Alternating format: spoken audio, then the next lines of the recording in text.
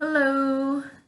Today I'm going to read to you Better to Have Loved by Christy Nichols, presented to you by Itsy Bitsy Book Bits. Prologue. 1974, Dearborn, Michigan. Kristen knew she didn't have a father. She didn't think they required. Her best friend Julie didn't have one. Judy lived with her mother, brother, and grandmother, while Kristen lived with her mother and grandparents. She didn't believe she lacked anything until she attended kindergarten. All her classmates had fathers. They might be more normal than she imagined. She discovered fathers might be useful. They drove cars and worked jobs. Diane's father even built her a tree house, something Kristen always wanted.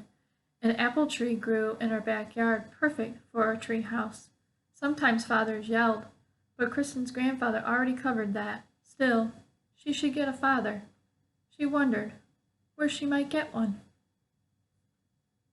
Chapter 1, The Grand House, February 16th, 1967. Dear Katie, it looks like fate has twisted my life's tale. I'm writing you while I'm on flight to England. Yes, you read it, England. I'll be posting this from there, so you'll have it in an envelope. But why I'm here, you ask? I shall tell you, sister dear. The children I took to move here for the next several months.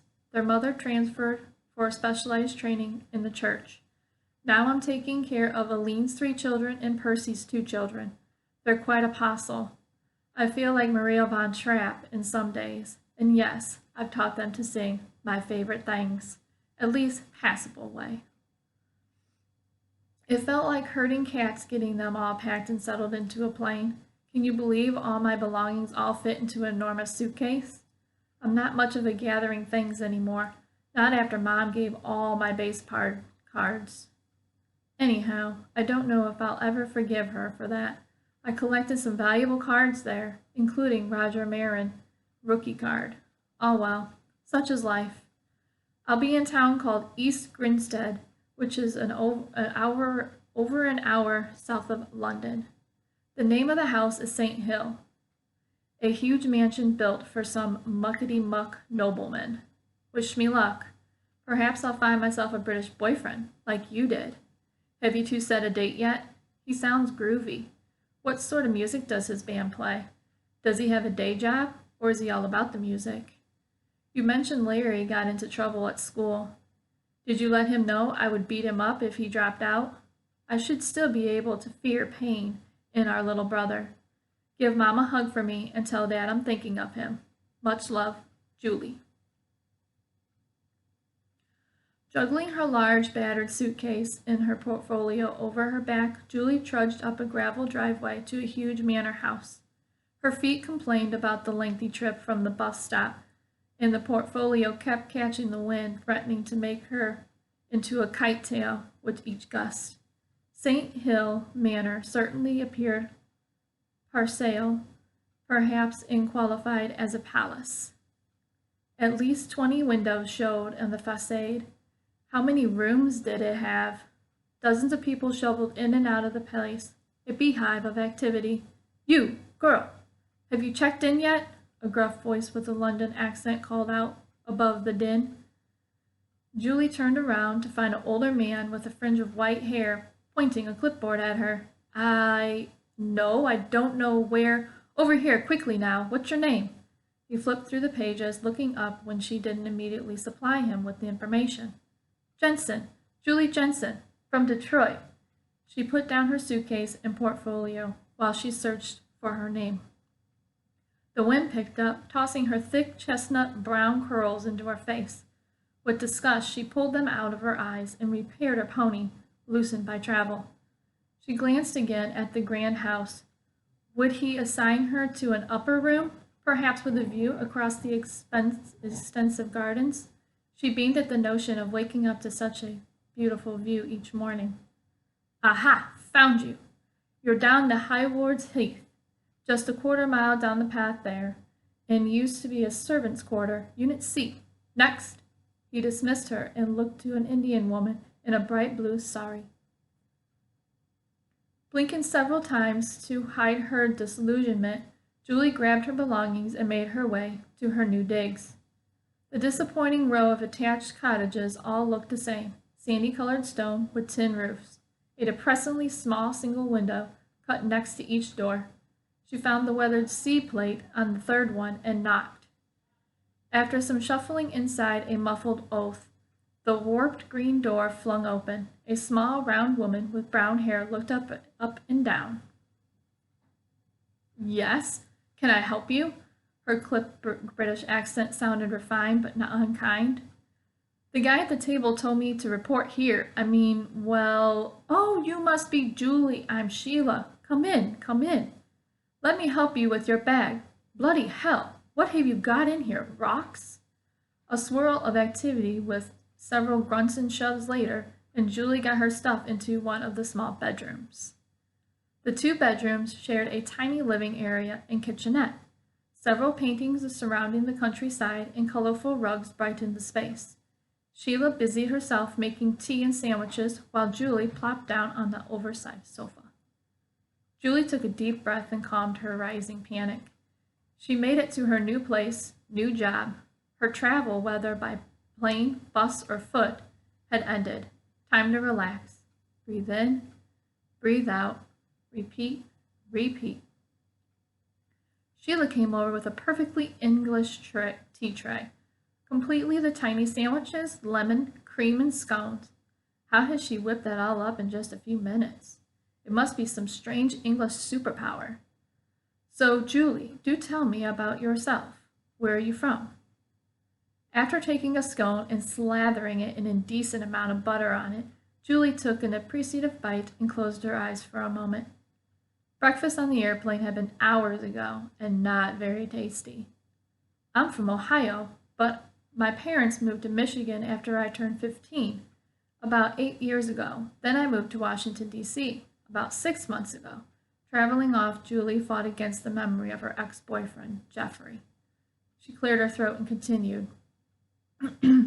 "I started taking care of some children for a woman who worked at the church, and she got transferred. So here I am, out of breath and grateful for these delicious treats." She grinned at Sheila, who smiled back, showing a gap in her front teeth. "Well, that sounds like a great deal of exhausting travel, Julie. I'm Sheila, and I've been here for about a year. My son Neil is 3. You'll meet him this afternoon when he gets out of the quiche. His father stays over the men's dorm. We're both teachers at the church, giving seminars at the advanced theology.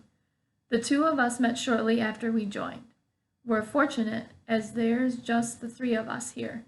David has to share with 5 other men." Looking around the small apartment, no.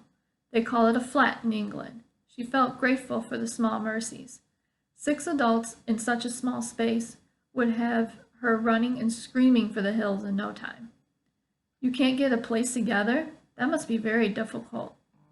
"Oh, we might, but this costs more money than either of us make. We make do.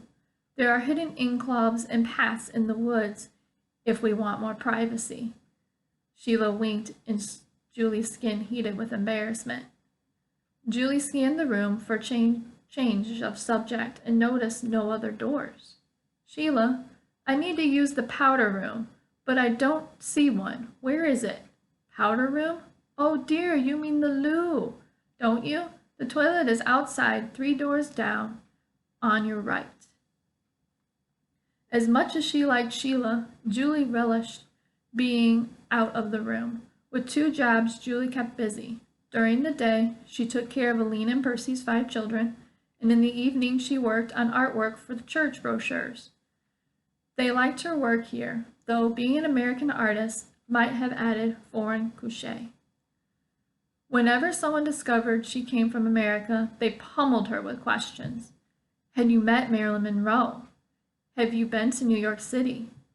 Did you know their cousin Bob, who lived somewhere in Indiana? Julie decided Brits didn't have a true grasp of how big America was compared to their island country. People in Europe possessed more of a sense of community than America did, at least those Americans who lived in the city. She must get used to certain things like the tiny rooms, outdated plumbing, and the food. The food, oh yes, the food. They boiled everything for 10 hours, which did not improve the taste in the slightest, but Julie couldn't cook well enough to offer advice to the professionals. Not being close enough to walk to anything outside town and having no transportation meant she must accept the food offered. The constant stream of people countered all the inconveniences. Some came for an hour, others came for a month. As international headquarters for the church, people came in from all over the world.